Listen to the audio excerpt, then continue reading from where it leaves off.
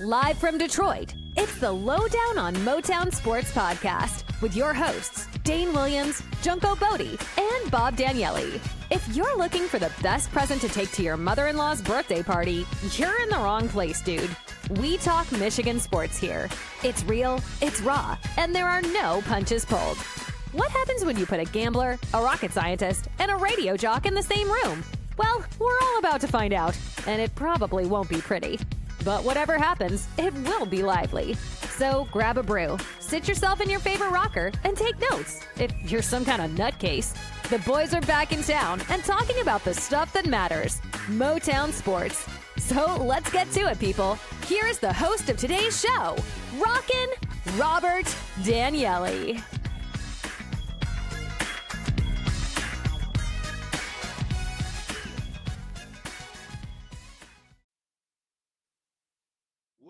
Hello, friends. What up? Welcome to the Lowdown on Motown Sports Podcast.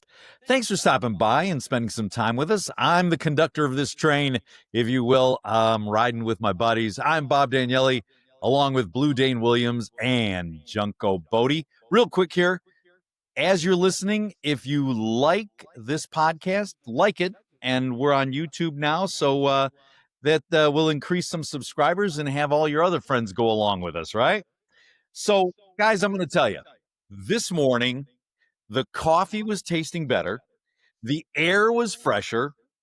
It's a great day to be a Lions fan and a Wolverines fan. Wow, what a weekend. We got Lions fans asking, Ben who? And who needs Aaron, right? And who has bigger onions than Dan freaking Campbell? Exciting game. And of course, Biff Poggi starts and ends his Michigan career at 2-0 as that whiny troll, Matt Rhule, Junko's favorite, once again explains away the fact that his team was dominated by the Michigan Wolverines. And guess what? Nobody's buying it. Because why, Junko? Because Matt is a fraud. Exactly. He's a fraud. Not a frog, but a fraud. A fraud. All right. Hey, Dane, another good week.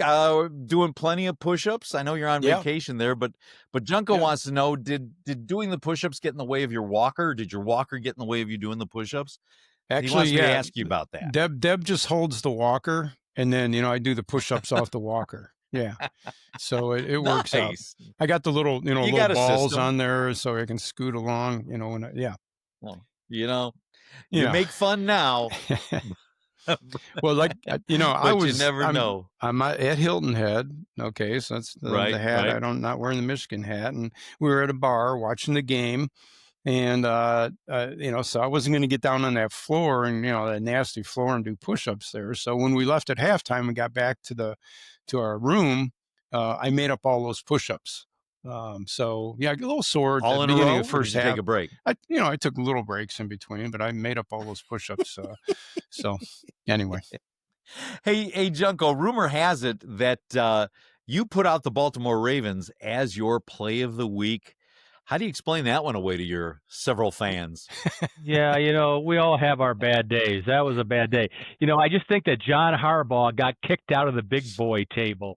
I think he's no longer welcome at the big boy table after that ass whooping that Dan Campbell just gave him.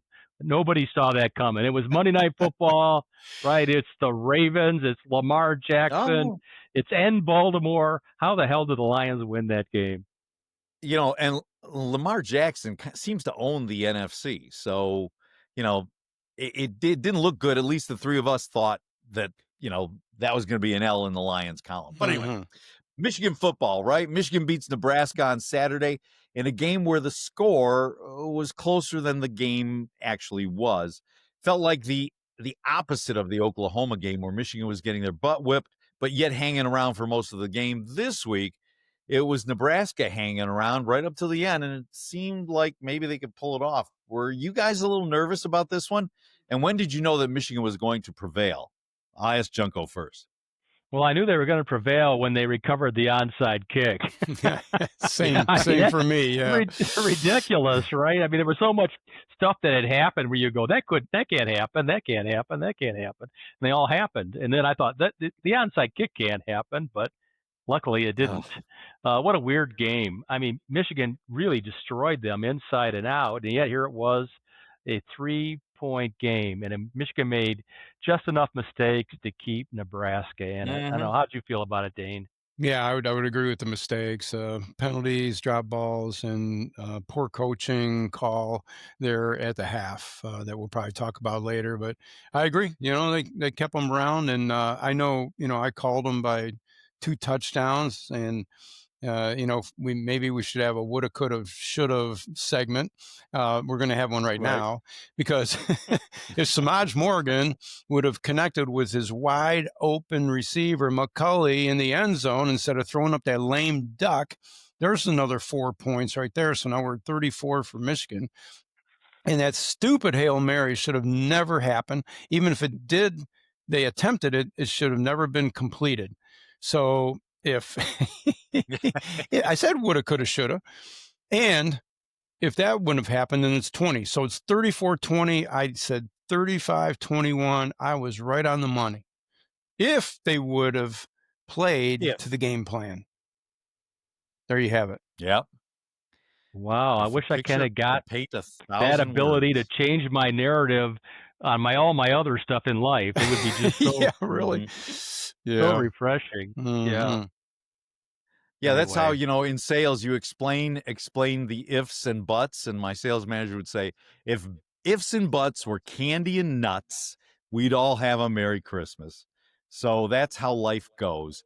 But hey, Junko, same thing? Well, I forgot what the question was. That Dane is right. Blue Dane is right. When did I know? When did I know? Yeah, you knew about the onside kick. Yeah, I knew then. All right. And I'm the same. I'm the same. I was concerned right up to them recovering the onside kick. Yeah. I remembered that I answered that question. All right. It was so long ago. We got some stats for you. Michigan had 290 yards rushing. Great game for Haynes, 149. Marshall, 80. Underwood, 61. Averaging nearly 10 yards per carry. That was the thing of beauty. Michigan had only 105 yards passing. Nebraska ran for less than 100. It turned out to be 43, but threw for 305. Each team had 1 turnover, but maybe the key stat of the game is that Michigan had 7 sacks, 19 pressures. Way to go, defense. Blue Dane, I think you thought that Michigan might have some success running the game, but man, 75 yards, 54, and 37 yards, all for touchdowns. Did you think that was going to come? Yeah, I mean, it's routine now. 75-yard runs are just routine, right? He does it every week, so I expected it fully. No, I really did figure we were going to have success running the ball against that Nebraska front seven. Other teams have, and why not us? We've got a hell of a running game. So, yeah, I expected that. But, again, the defense played really well. Probably talk about it later, but some of the freshmen that were in the game played well. One made a, stupid mistake with a penalty. But other than that, I thought, the defense, I was impressed. It was good. Junko? Yeah, did it surprise me?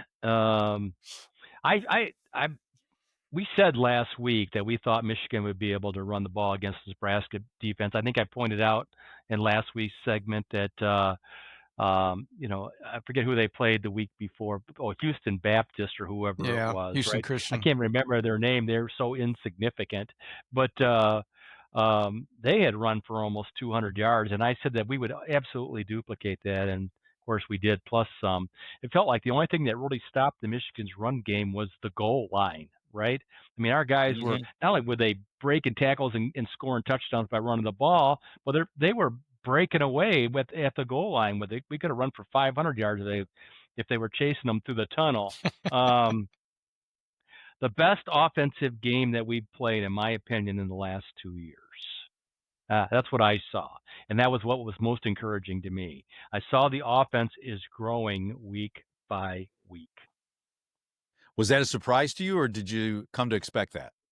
Well, I expect Bryce Underwood to get better, and even though he only threw for 105 yards, he looked awesome doing it, right? He looked under control. He didn't try to force the ball down the field. I mean, we had one interception in this game? Was it an interception that we had? Sullivan. That turnover with interception? Yeah. And probably could have had a couple more, right? Bryce was never close to being intercepted. I mean, kudos to the Michigan team. Mm-hmm. So, Dane, the offensive line was missing both starters, Norton and El Hadi. Big Jake and Ifobi played well together, and they did last week as well. So now they got the job done, and now with both guys coming back, El Hadi and Norton coming back, this is a significant upgrade, right? I don't know if it's a significant upgrade. I think the backups that came in played extremely well. I didn't even notice the difference. I mean, in fact, when you look at the blocking, against Nebraska, hell, how do you argue with over 200 yards rushing? They were opening up some great lanes for these running backs, and even the 75-yard run by Haynes, all he had to do was juke one guy. There was a huge hole there. He juked one guy and he was gone. So I think the offensive line played great. I don't think it matters right now. I think the backups are playing as well as some of the, as the starters. Mm-hmm. So it's hard to tell the difference, which is great. Junko, what does that say about our depth? Well, I think it says a lot. I mean, one of the things that we were worried about coming into the season would be the depth on the offensive line. After the Oklahoma game, we were saying we didn't really have an offensive line.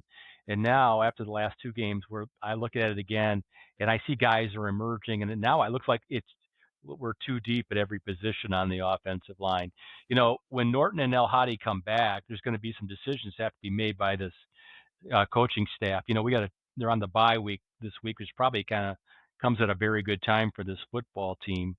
El Hadi's a captain. I mean, I don't know how you replace a captain, due to an injury on the offensive line. So I can see El Hadi probably going back in at left guard, but I think Onera is at right guard to stay. That's my take on it. Yeah. And it will be interesting to see how this plays out in the coming weeks. I think El Hadi won't go back until he's fully healthy. They were expecting him to miss 2 to 3 weeks. They may even keep him out a couple more until he's fully healthy on that ankle. So, yeah. Okay. Hey, Junko, Sharon was serving the first of a 2-game suspension, and Biff was filling in. How do you think he did? There was some controversy or confusion at the end of the first half that led to a ridiculous Hail Mary being completed. So did Biff blow it, or what happened on that play that really got Nebraska back in the game? Well, a wise old man once said that hindsight is 20/20, right? And that really comes into play here, I think. I think Nebraska did a good job of fooling us. I thought they were trying to run out the half, and the Hail Mary kind of caught me by surprise, and probably shouldn't have caught the coaching staff that way either. We probably should have called a timeout with 10 or 12 seconds left to make them punt, but we didn't do that. But on the other hand, it's like a 5% chance of making that Hail Mary work. And one of the reasons that it worked was we totally did not execute on that play. We didn't have guys in front of the receivers. We didn't have the right personnel on the defensive line. We got TJ Guy standing in the end zone, right? Everything that could have gone wrong in that play went wrong. And, so that's why people are very speculative about it. But I think hindsight's 20/20. Yeah, and I would just say Sharon, this was his second suspension, right? His second game suspended. And he's got another one next year, right? So Sharon's back for this year. Maybe, yeah. We'll see what happens with the NCAA and where we go there. But yeah, I think Biff blew it. Biff blew it. Hey, I like how that goes. Kind of rolls off the tongue there that way. But he should have called. When we were texting back and forth during the game, I said, "Why aren't we calling a timeout? Let's call a timeout here. Why not?" They weren't moving the ball very well. Probably we're going to stop them. Make them punt. Give us some time to maybe do something before the end of the half.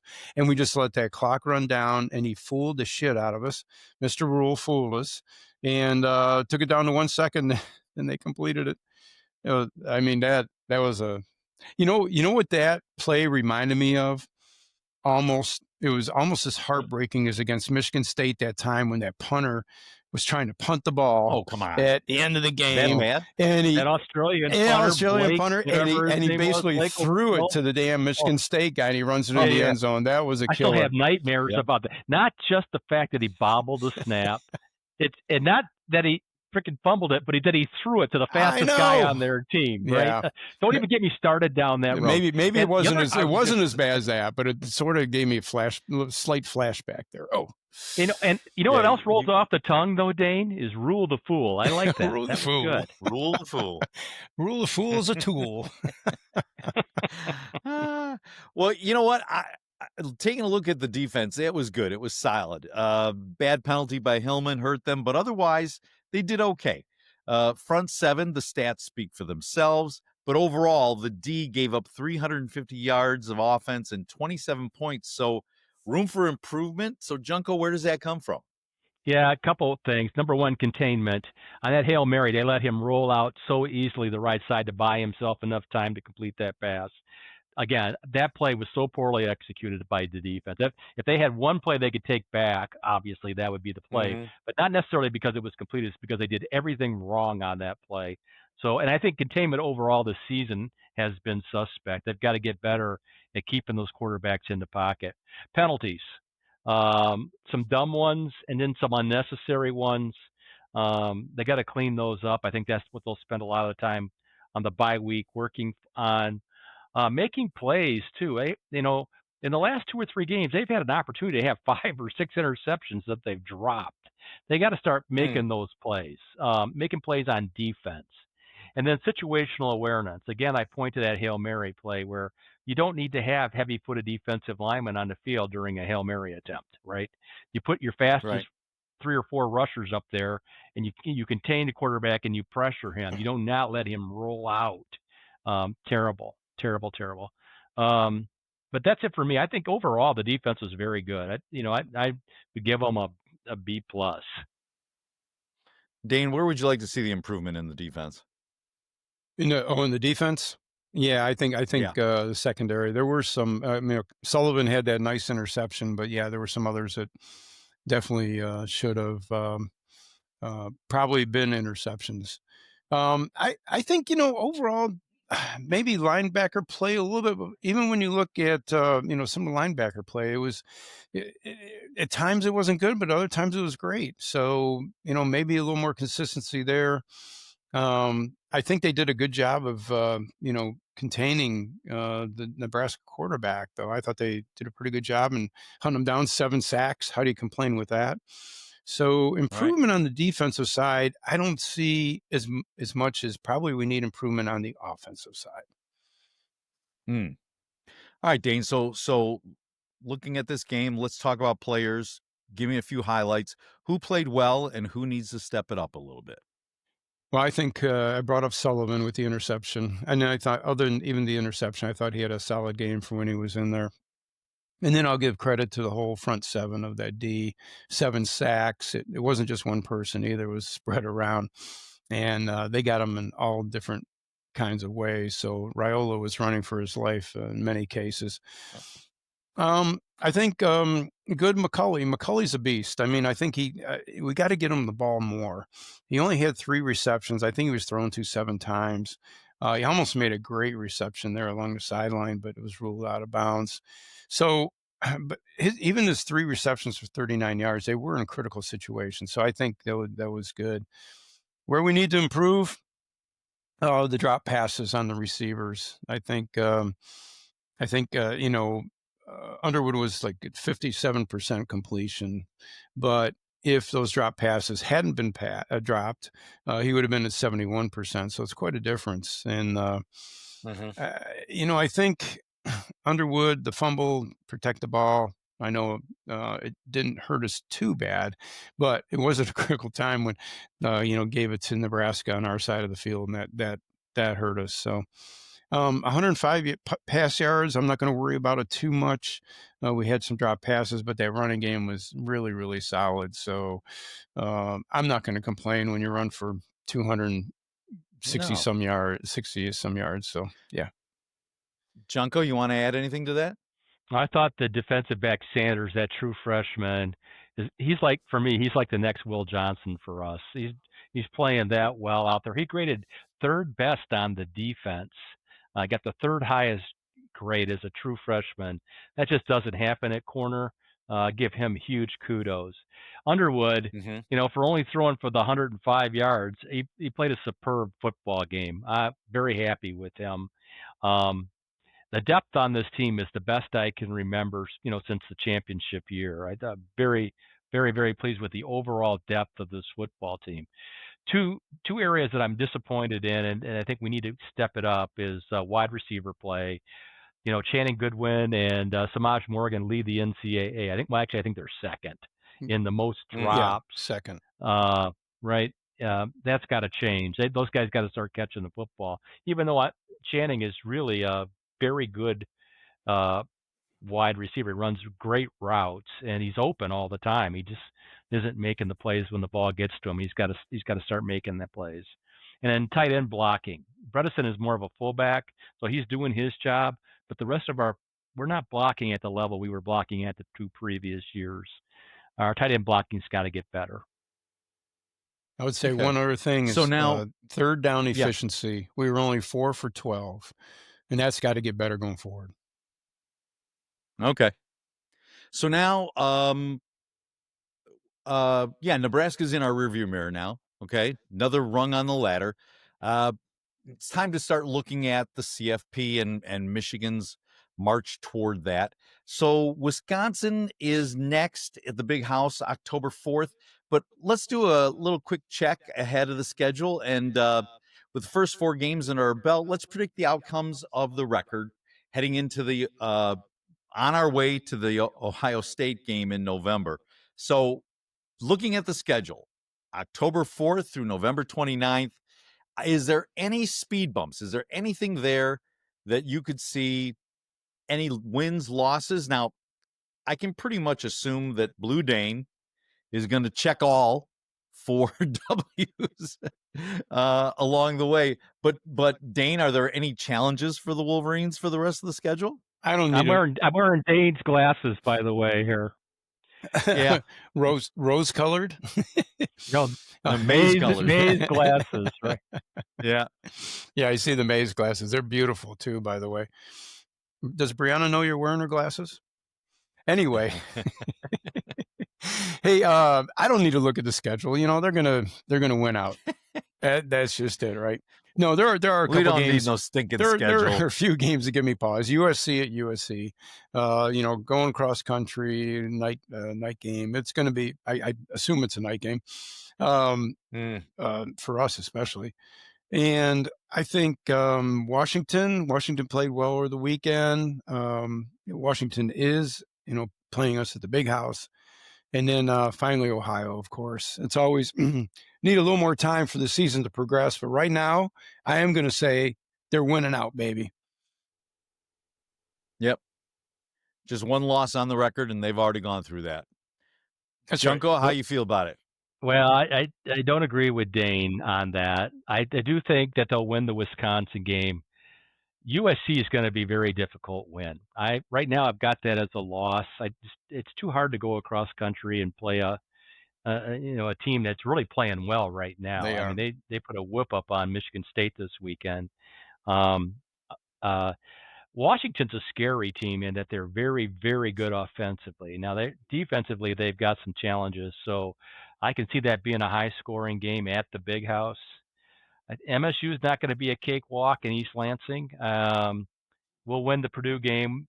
The Wrigley Field game against Northwestern is going to be a party, right?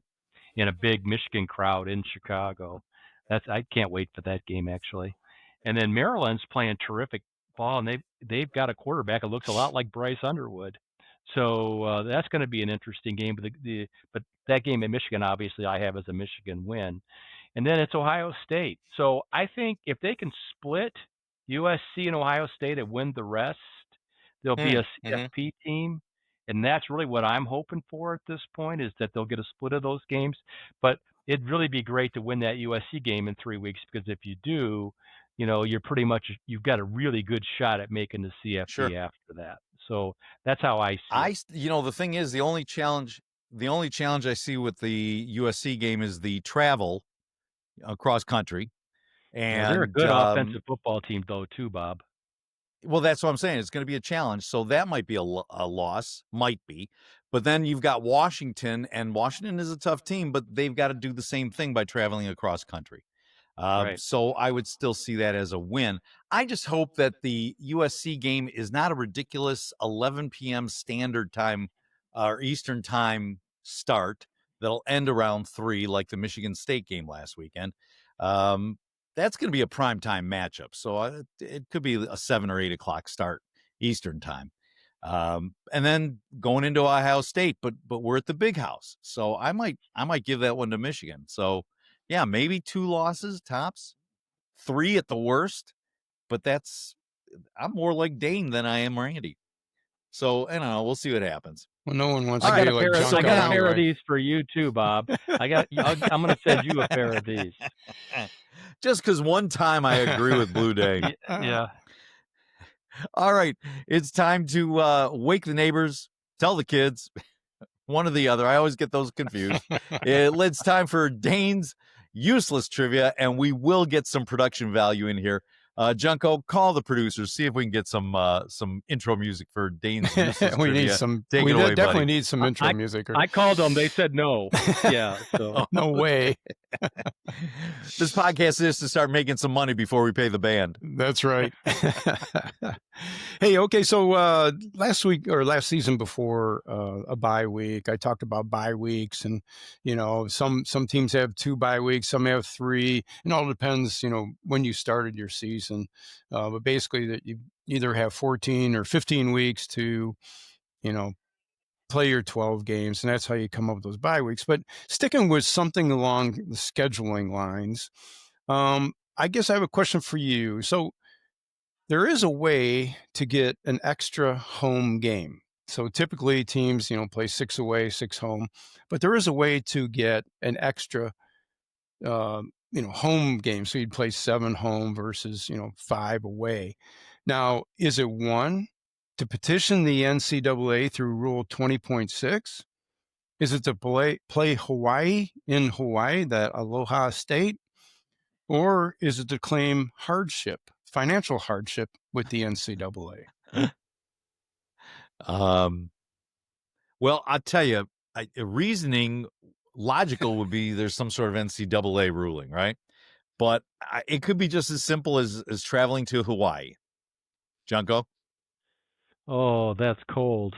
Okay. Yeah, I'm going to agree with Bob. It's Hawaii. You got it. I think it's Hawaii. Yeah, it's traveling to Hawaii to play in Aloha State because of the added expense of traveling there, of staying there, and the rest. You get an extra home game.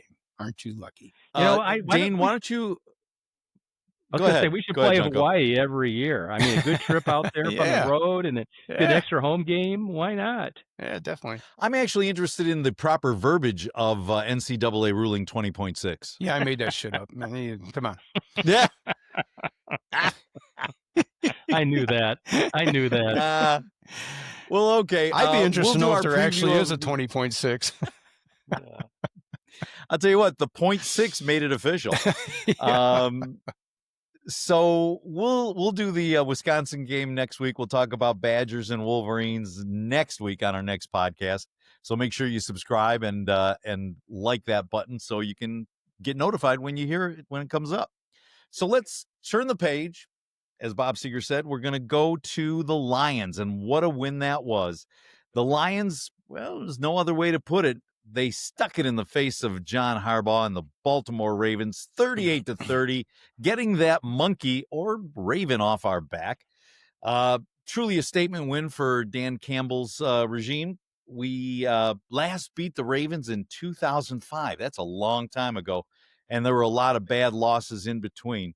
So this one felt really good. And in the words of another Harbaugh, how the hell did that happen? Who got it better than us? Nobody. So, Dane, let's start with you. Which unit gets the most praise for this win? Was it the defense or the offense? I think I have to go with the defense here because, we were very concerned about Lamar Jackson in last week's podcast. We kept saying, that he can run all over you. He's the big dual threat. He's a good passer. And that defense, shut him down. He had a couple of runs where, we got away from the containment. But other than that, if we weren't sacking him, we were running him down before he made 2 or 3 yards. So that front seven of the Lions, and then of course Hutch coming up with that fist punch fumble, right? Causing that fumble from Henry was just huge and really fired up the team overall. So I've got to give the edge here to even though the offense played really well, running game was good. I got to give the edge to the D. Junko. Yeah, I think it's a hard call. I mean, the offense rushed the ball at will, and they established our identity and dominance at the line of scrimmage right from the beginning. And Dan Campbell, I mean, come on, man. Fourth and 2. We say this every year, but can his cojones get any bigger? I swear to God. Yeah. It's 4th down, right? Where they're at midfield, leading by 7. 7-point lead, and he goes for it on 4th and 2. Yep. Are you kidding me? And he makes it. Yeah. Crazy stuff. It was a beautiful pass, perfect pass too. Yeah. And you guys watch the intro to Monday Night? Did you watch any of Monday Night Football? It was like the Lamar Jackson show. They ought to rename it to the Lamar Jackson show. All they did was talk about Baltimore and how great Lamar Jackson was, right? And you know who the better quarterback was in this football game? It was Jared Goff. Big time. Yeah, Goff. Yeah. So kudos. I'm gonna give big kudos to Jared. I thought he had his game of his Lion career, the best game he's played for Detroit. I think it was probably on both sides the most well-balanced game. And I got a little worried about the secondary in the beginning. So Dane, when you said defense, I'm going, well, maybe, but then I thought about it. The reason they were able to get to Jackson is the coverage in the secondary. They had he looked off 3 or 4 times, he couldn't find anybody. Finally, he chose to run it, and that's where we tracked him down, and that's what caused the fumble. I thought Jack Campbell also had a great game. So I mean, that 4th and 2 midfield goes for it, and what a perfect! I mean, that was like a 3-point shot in the middle of the arms of Amon-Ra St. Brown. I mean, when you look at a guy like Lamar, a running back like Henry, and you hold him to 85 yards rushing, that's amazing. That's great. How cool was it to see Henry lose his cool on the sideline after that fumble? Yeah, that was cool. That was his 3rd fumble off the bench in as many games. Yeah, and he slid off the bench. Yeah, there's nothing worse than somebody getting mad and then ends up hurting himself. I got 2 words for him: auto, home. Did you guys watch commercials? I tune them out. Some I just do for myself. I tune them out. All right. So hey, let me run down some stats and we can talk more about it. Jerry Goff was 20 for 28 passing, 202 yards and 1 TD. Lamar Jackson, on the other hand, 21 for 27, 288 and 3 touchdowns. Not bad, but 7 sacks. Baltimore held to 85 yards with somebody like Henry, only 50 yards, and he got 28 of them on one play. Detroit had 224 yards rushing, and David Montgomery 151 with 72 of them coming on one run. Gibbs 67. It took him a while to get started, but he eventually broke free. 3rd and 4th down efficiency, Detroit was 10 out of 17. The Ravens 6 for 12. Penalties. If I had to fault one, it was the penalties. 8 penalties for the Lions, 68 yards. A couple of them cheap ones, albeit, but the Ravens were 3 penalties for 10 yards. So, Junko, what in your mind was the reason Detroit won last night? And is that something we can continue to replicate during the course of the season? Yeah, God, that's a good one. Well, again, I'm going to say it again. Jared Goff was terrific. That's one of the reasons that they won. But they play to win. They don't. Yeah. There's no stepping backward with Dan Campbell. Everything is forward momentum. I love that about them. And you know what they say about complimentary football? It travels, right? And it traveled to Baltimore on Monday night.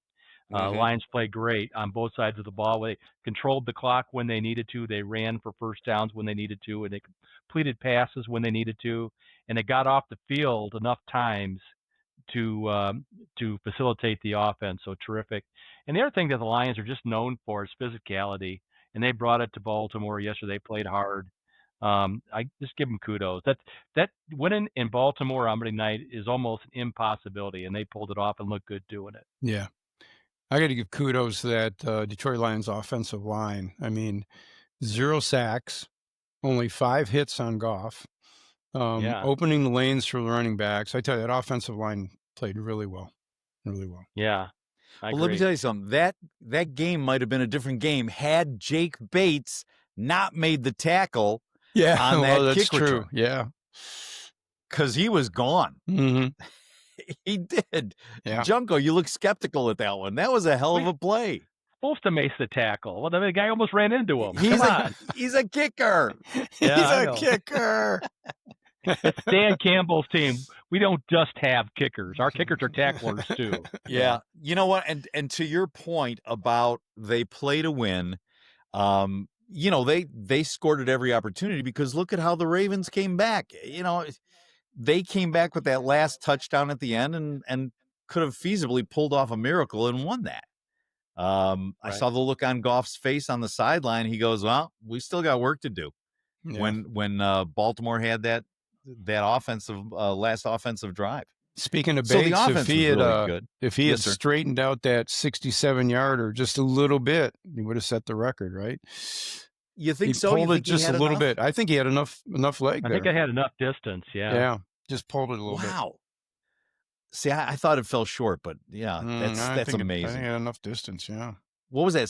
You said 66 yards? 67. Or no, 67. The record is 66 by Yeah, he was going for 67. Baltimore Raven.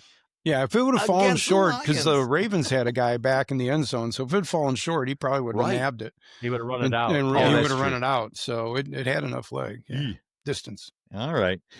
Well, the offense was really good, and last season, ultimately, it was the defense that kind of let Detroit down. So Kelvin Shepard looked to call a great game last night, and his team executed that. So what's different? Is there anything about this Kelvin Shepard defense than Aaron Glenn's defense? And I know Junko likes to talk about that, so I'll give it to you first. Yeah, I've never been an Aaron Glenn fan on the defensive side of the ball. You guys know that. And I thought that his defense has played passively sometime, but I see Kelvin Shepard's teams play more aggressive style, and I like that. I think Muhammad, the new defensive end over there, is really coming on. Yeah. He really, I mean, you watched that game last night, you could see every time Hutch runs, there's 2 or 3 guys blocking him, and they're one-on-one on that other side, right? Because they don't have enough blockers not to be one-on-one. And so him taking advantage of that matchup really helped Detroit last night. Detroit still got the best safety tandem in the NFL, in my opinion. I love Joseph and Branch back there. I don't think Branch had his best game last night, but he played well enough. A lot of penalties. Yeah, and he got caught downfield a few times when too deep when he shouldn't have been. Yeah, and you know, they're better against the run this year in the middle of the line. I don't know why that is, but they seem to be better in run control in the middle line. I don't know if that's a coaching thing or if the guys there are just better, but they are better. And outside of Arnold, who's terrible, Terrion Arnold is getting very close to becoming a bust. How much longer we have to put up with him? It's been rough. But the We're rest giving of the him a guys lot of rope. The rest of the guys played pretty well last night, right? I think they picked on Arnold a little bit. I mean, the one pass was a perfect pass. I mean, the end zone. I mean, Arnold was there, but there were others where he was burned. By there, you mean in the vicinity? Is that what you mean? Yeah, in the vicinity, yeah. In the area code? And penalties. Yeah. Yep. Dane, how do you feel about this year's defense? Better or the same than Aaron's? Oh, I'm feeling really good after last night. Really good. You know, after the Packers, I'm going, I don't know.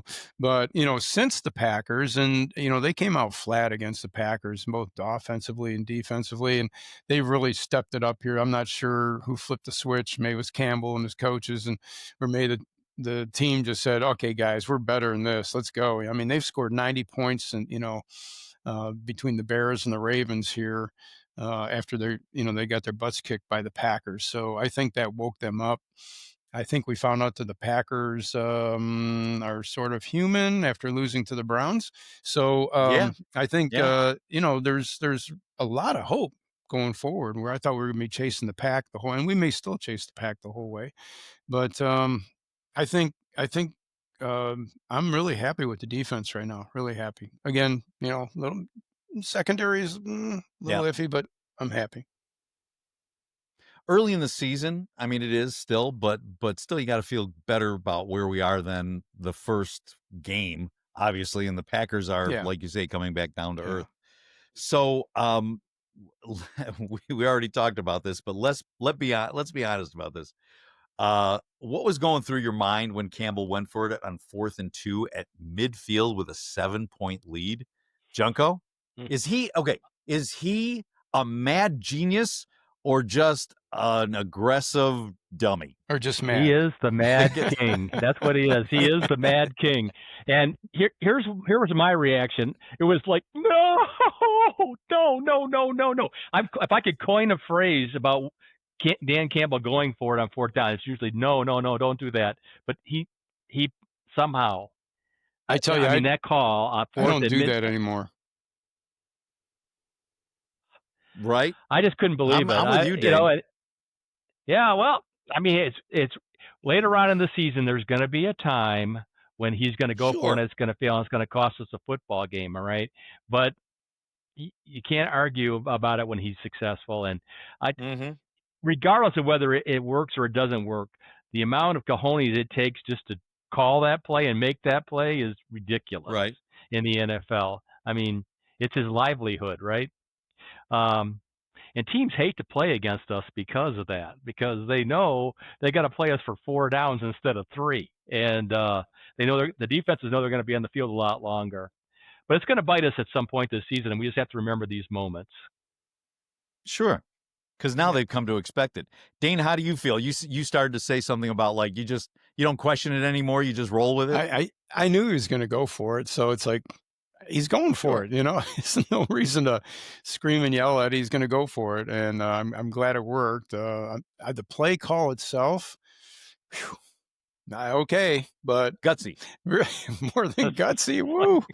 But it worked. So, but again, does anybody other than Amon-Ra St. Brown make that play? Really? Maybe not. Yeah. Well, they threw it to the right guy for sure. Yeah. Well, he blocked off the lineman and then ran it. So they're going, well, who's Well, he was. They're not gonna throw to him because he just threw a block. He was actually held on that play. Held. Yeah, he was held on that play going out, and he still got out to it. So great catch, great pass. Thing of beauty. So a huge win for all the right reasons. The Mad King. Now the Ravens are in the rearview mirror, and Detroit now comes home to face the Browns, who just beat the Packers, and I still don't know how to come to grips with that, because still with a guy like Joe Flacco, really, it's a short week. Detroit is favored by 7.5. The over under is 54.5. By the way, Junko, I took your advice and I took the over on the Ravens Lions, and I came out okay. So thank you. Do you guys sense a letdown after this big game, and what do we expect from both teams this week? I'll let Dane go first on that one. I don't see a letdown, especially coming home, celebrating this great win, and then coming home knowing they're facing the Browns. That I don't think I probably need to go back and watch that Packers Browns highlights again, but sure. I just don't see the Browns beating us. I mean, we're clicking on just about every cylinder, right? Probably 7 out of the 8 cylinders. Showing my age here, right? But we're really clicking here. So I think I think we've got the Browns. I don't see an issue here. I don't see a letdown. Junko, give us a little preview of the Browns. Well, I think that them beating the Packers was a wake-up call for Detroit. That'll help in their short week preparation, because they played on Monday night, and so they're going to have less time to get ready than the Browns do. But they're at home. They're going to get less prep, less rest, but being at home really helps. I think that's huge. And I agree with Bob. Flacco is a stiff. His longest completion of the year, by the way, is 26 yards. He's averaging 210 yards per game, and he's got 2 TDs on the season and 4 interceptions. So, he's pretty much a target standing in the pocket. And he's like 105 years old, isn't he? I mean, he's ancient by NFL standards. I heard Joe Flacco. I go, is he still in the league? Around? Yeah, right. And somebody wake up Kenny Stabler. Yeah, but the Browns do have a good defense, guys, and it is the NFL. And guess who is their leading tackler? You guys know? Oh, wait a minute. Yeah, you're going to say it, and then I'm going to know it. But go ahead. It's Devin Bush, the really? Devin Bush? No, Wolverines. that's not who I thought you were going to say. Yeah, and you know who leads them in rushing? Quinshawn Judkins from Ohio State. How about that? And so, and team. It is, and playing Cleveland it is Ohio, so they're going to be pedestrian, right? I mean, the running game's only averaging 86 yards per carry. They can't run the ball. They never can. They can't run it in college. They can't run it in the pros. And they're only averaging 15.3 points per game. And they only scored 13 last week in their win over the Packers, which means their defense must be really good because Packers got a pretty high-powered offense. Yeah. So that may temper us. I don't think the over-under is 54, Bob. I think it's 44. No. The Ravens-Lions were 54. Oh, yeah. Gotcha. Okay. Yeah, the over-under this week is 40. The over-under this week is 44.5, and I could very well see this game going under this week. Just under. Sure. That out. Sure. Yeah. We just shut down Lamar Jackson. Come on, Joe Flacco. And Laporta has yet to have a big game, and I think Gibbs is ready to bust out too. I know that they've got a good defense, but man, we got a really good offense. So anyway, here we go. Let's do a few predictions. Do we need to recount what we did last week? I know we all. What do we do, Dane? So last week we shut the gas pipe, is what we did. Yeah, we all picked the Ravens, so we're all losers. Junko was 34-27. I was 35-30, and Bob, you were 31-27. So yeah, we're all about the same loserville people that we are. All run the same scores. So there you go. Now I'll put the big L on my forehead. Yeah. Shouldn't have second guessed the Lions. I love that. To talk about commercials, what's the one where Pinocchio's a motivational speaker? Oh yeah. I look at all you. I see potential. I see you guys know what you're talking about when it comes to football. Yeah, exactly. Hey, we have one bad week. I know. Come on. All right, so Dane, since you can recall these, I'll put you first. How do you think this is going to go? Give me a score. All right, I've got the Lions. I think the running game continues, passing again. I think the defense is going to show up too again, very much so, stopping the run with the Browns and just all over Flacco. So I've got Detroit winning 35-17. Okay, so you've got the over. Was that over? Right. Yes, it is. Yes, it is. All right, Junko? Yeah, I like how Detroit's playing on offense, and I don't think Cleveland's going to put, regardless of which defense they play in the NFL, I don't think they're going to put up a lot of points. So I think Detroit's got enough in them to score 31 points at home. This game is at Cleveland. I'd probably be picking the under, but because it's in Detroit and that fan base really seems to carry the Lions, I got it Detroit 31, Cleveland 13. Okay, you're again, right at it. Being right at the number. Yeah. Yep. And I'm where you are, Junko. I'm Lions 30, Browns 14, so that would be under. So we'll see how that goes. Rack 'em up, as they say. Rack 'em up. All right.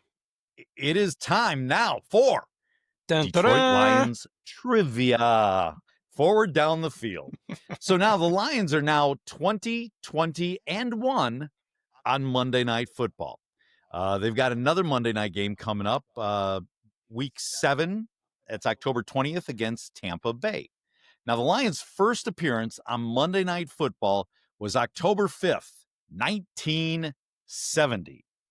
And they won 28-14 against the Bears. All right. Now, here's the question. Lions went on that season of 1970 with a 10-4 record with players like Bill Munson, Greg Landry, Mel Farr, Dick LeBeau, and Mike Lucci. Any of those names ring a bell? Also, yeah. Lem Barnum. Oh, yeah. I'll let you turn off. They won the division, but lost in the first round of the playoffs. Who did they lose to? Was it the Rams, the Cardinals, or Cowboys? What year was it again? 70. 1970, and it's a two-part question. Once you answer, I got a second part to it. Okay, what are the choices again?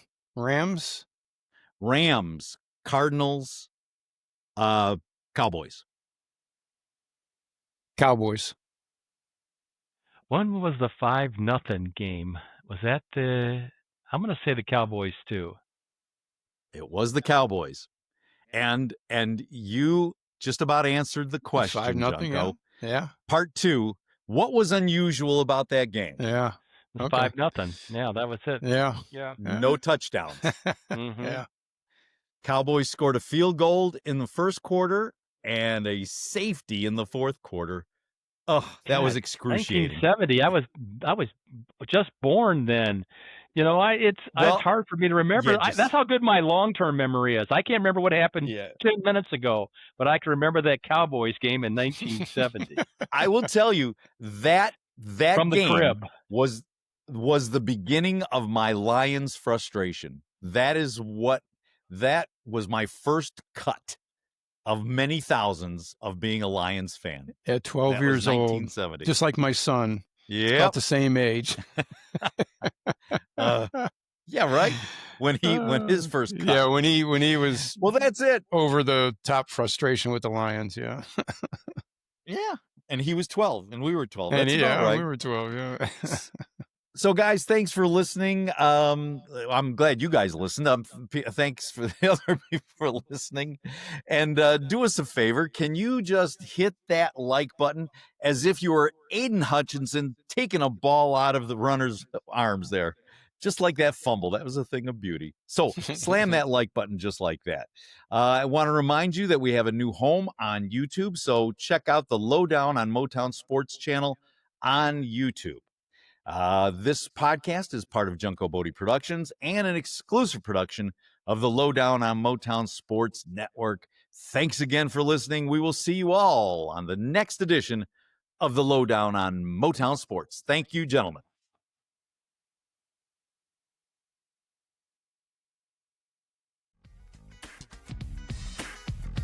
Thanks so much for tuning in to this episode of the Lowdown on Motown Sports Podcast. If you're liking what you're hearing, then why don't you do us a solid and rate, subscribe, and leave a review wherever you listen to your podcasts. That helps others find the show. And, we're pretty awesome, so why not share the awesomeness?